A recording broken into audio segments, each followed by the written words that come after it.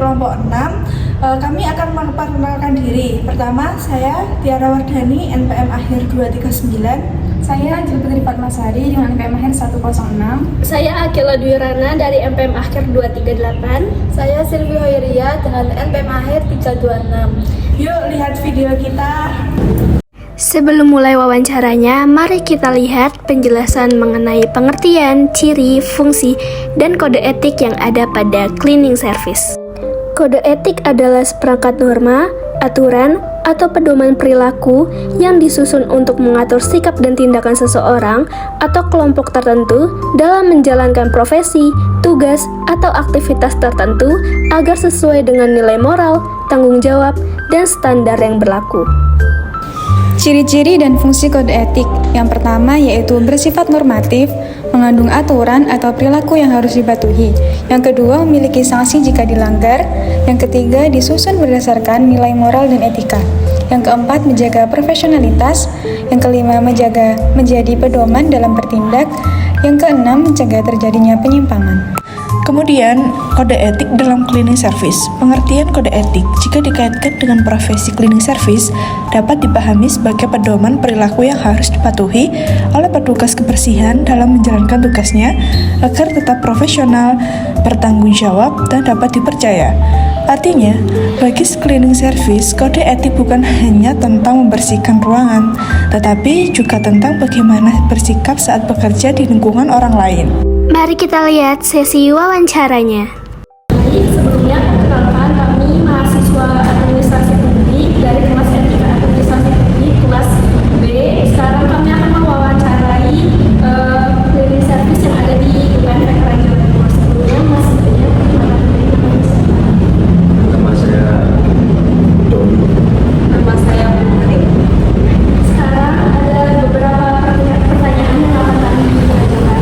Pertama, untuk di UPN Veteran Jawa Timur sendiri itu cleaning service kan memiliki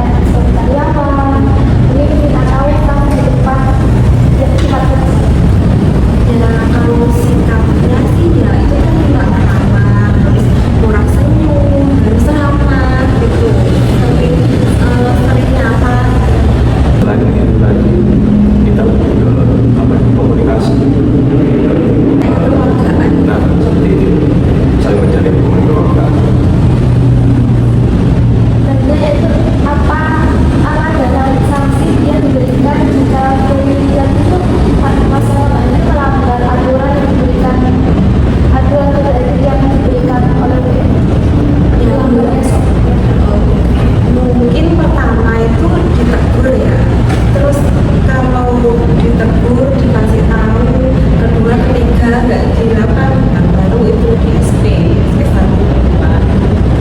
Kalau buat kesalahan itu ada batas misalnya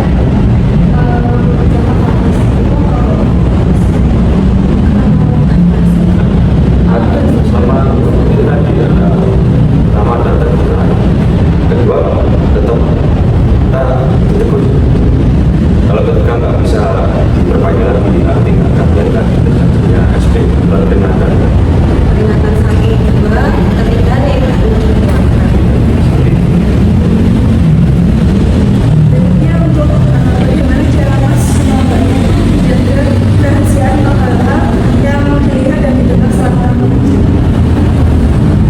Pokoknya kalau kayak gitu kita nggak boleh ember ya nggak masalah kata-kata tadi kan kita nggak boleh ember ya maksudnya meskipun dengar dari satu ditampung, satunya lagi ditampung, sebisa mungkin dijaga sendiri, nggak boleh diomongin satu sama lain gitu, nggak boleh. Itu apa ya, yang diomongin orang itu benar Pak.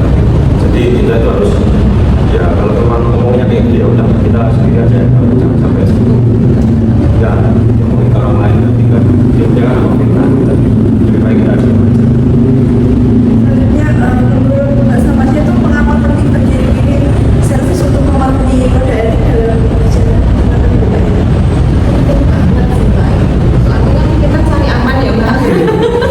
Kita cari aman pasti kita harus mematuhi. Kalau selama kita masih mau kerja di sini harus patuh. Tapi kalau udah nggak mau kerja di sini ya terserah.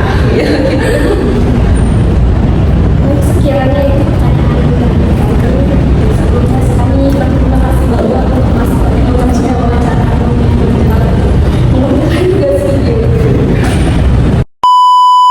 Kesimpulan, kode etik merupakan pedoman perilaku yang mengatur sikap dan tindakan dalam menjalankan suatu profesi. Dalam profesi cleaning service, kode etik memiliki peran penting untuk menjaga profesionalitas, kejujuran, dan tanggung jawab dalam bekerja. Penerapannya dapat dilihat melalui sikap disiplin, sopan, menjaga kepercayaan, serta tidak menyalahgunakan barang atau informasi yang ditemukan selama bekerja. Selain itu, adanya aturan dan sanksi juga mendukung terciptanya lingkungan kerja yang tertib dan aman. Dengan mematuhi kode etik, cleaning service dapat meningkatkan kepercayaan, kenyamanan, serta kualitas pelayanan di tempat kerja.